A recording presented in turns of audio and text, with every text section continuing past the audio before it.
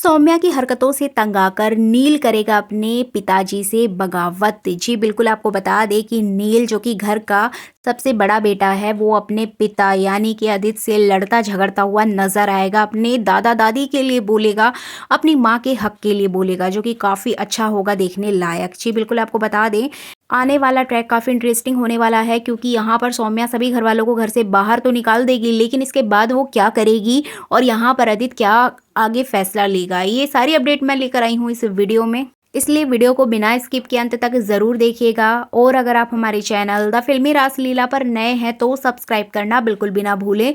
तो चलिए देरी ना करते हुए आज की इंटरेस्टिंग वीडियो को स्टार्ट करते हैं। तो शुरुआत करते हैं आने वाले एपिसोड की। जैसे कि आपने देखा था कि सौम्या ने वो एलईडी लाइट्स लगवा दी हैं, साथ में एक ऐसा कांच लगवा दिया है जो कि एलईडी लाइट्स पड़ने पर ज़रूरत से पहले, मतलब समय से पहले ही वो टूट भी सकता है और वो टूट भी जाएगा। अब यहाँ पर प्लानिंग तो होती है मंगल को हार्म पहुँचाने की, लेकिन यहाँ पर फंस जाता है बेचारा अक्षत। जैसे कि मैंने प्रीवियस वीडियो में बताया था कि अक्षत अपनी ड्राइंग बुक ढूंढ रहा होता है और इसी बीच में वो वहाँ पर आकर खड़ा हो जाता है। पीछे से मंगल वीडियो कॉल करती है और सारी चीज़ें वो देख लेती है, फटाफट भाग कर आती है और अपने बेटे को बचा लेती है।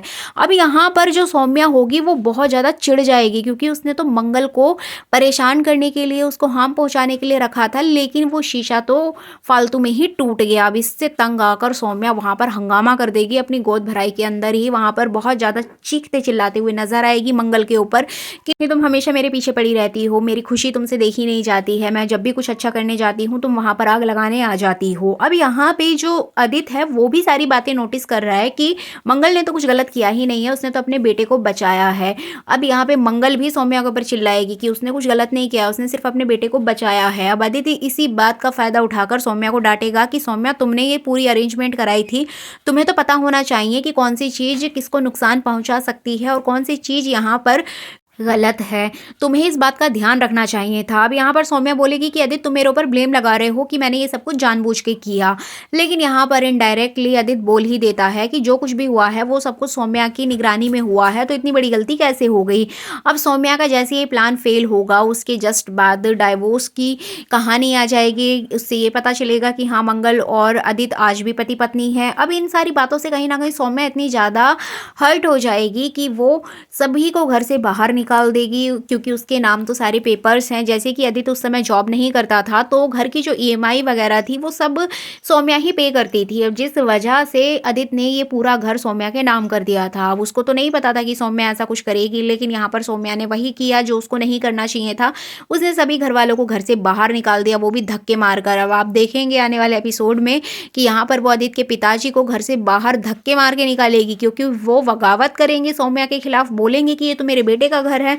लेकिन सौम्या उन पर भी तरस नहीं खाएगी और उनको धक्का देगी और वो जाकर कीचड़ में गिर जाएंगे।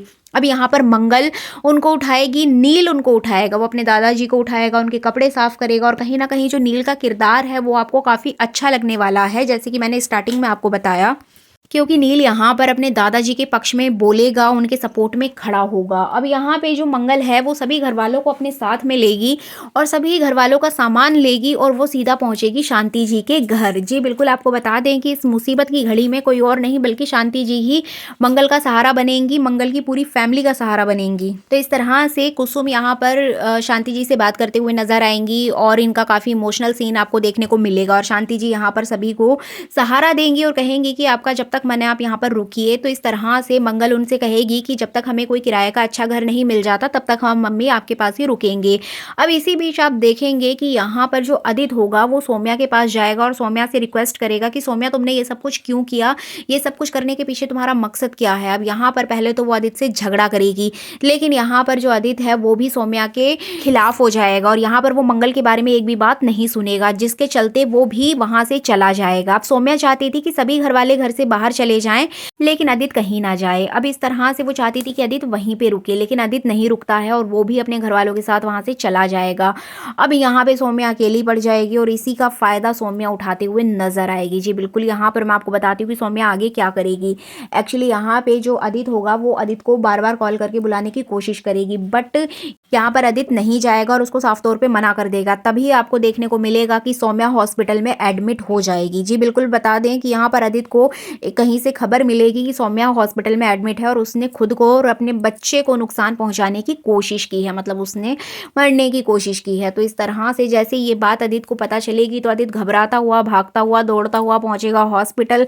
अब जैसे ही वो हॉस्पिटल पहुंचेगा तो वहां पर सौम्या ठीक होगी, बच्चा भी ठीक होगा, लेकिन उसका ट्रीटमेंट चल रहा होगा। इस बीच सौम्या यहाँ पर उसको बताएगी कि उसने ये जो कुछ भी किया है, ये जो गलत कदम उठाया है, वो मंगल के कहने पर उठाया है। जी बिल्कुल, यहाँ पर सौम्या जान चुकी है कि घर वालों को तो बाहर निकाल दिया है, सारी चीज़ें उसके हाथ से चली गई हैं, लेकिन साथ में आदित्य भी चला गया है, जो कि नहीं जाना चाहिए था। अब आदित्य को वापस लाने के लिए वो एक नया चाल चलती है, जिसमें कि वो मंगल के ऊपर ब्लेम लगा देगी और कहेगी कि मंगल ने ही उसको उकसाया था ये गलत कदम उठाने के लिए।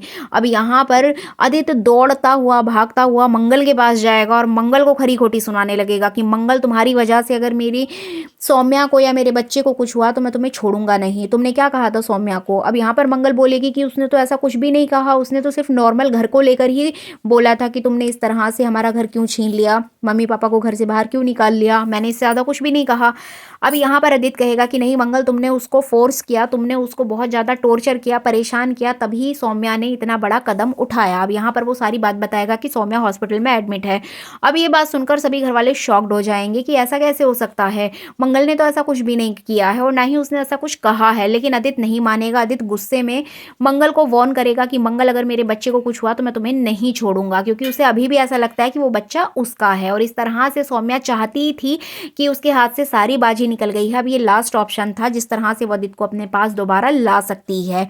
अब यहाँ पे जो नील होगा, अब नील अपने पूरी फैमिली के सपोर्ट में खड़ा होगा और अपनी माँ के पक्ष में खड़ा होकर अपने पिताजी से लड़ता हुआ नजर आएगा और फिर उनको खरी खोटी सुनाएगा कि आप ऐसे कैसे मेरी माँ को बोल सकते हैं, मम्मी ने तो ऐसा कुछ भी नहीं कहा है, और आप सौम्या की बातों में आ कैसे रहे हैं, छोटी माँ ने ही मम्मी को बुलाया था और इस तरह से सारा सीन क्रिएट हुआ था। आप मेरी माँ को या मेरे दादा दादी को किसी को कुछ भी नहीं बोल सकते। मतलब कहीं ना कहीं एक बड़ा बेटा होने का जो फर्ज होता है, नील यहाँ पर निभाता हुआ दिखाई देगा।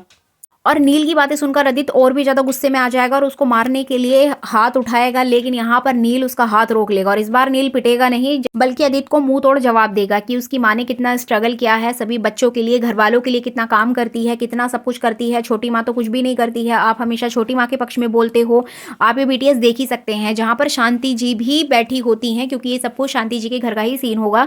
अब यहाँ पर नील पूरे तरीके से अपने पिताजी को बहुत ज्यादा खरी खोटी सुनाएगा, जो कि देखने में काफी इंटरेस्टिंग होने वाला है। अब देखना इंटरेस्टिंग होगा कि हॉस्पिटल में एडमिट सौम्या, उसके बच्चे को क्या होगा, मतलब वो बचेगा या फिर उसकी डिलीवरी होगी, या फिर मेकर्स इस पूरी कहानी को कहाँ तक लेकर आएंगे, ये देखना काफी इंटरेस्टिंग होगा। क्योंकि हमेशा सौम्या कुछ ना कुछ ऐसा तिगड़म लगाती है जिससे कि वो बच जाती है, जबकि वो जानती है कि ये तो आदित्य का बच्चा है ही नहीं। तो उस बच्चे को लेकर जैसे ही कोई अपडेट आएगी मैं आप तक जरूर शेयर करूँ।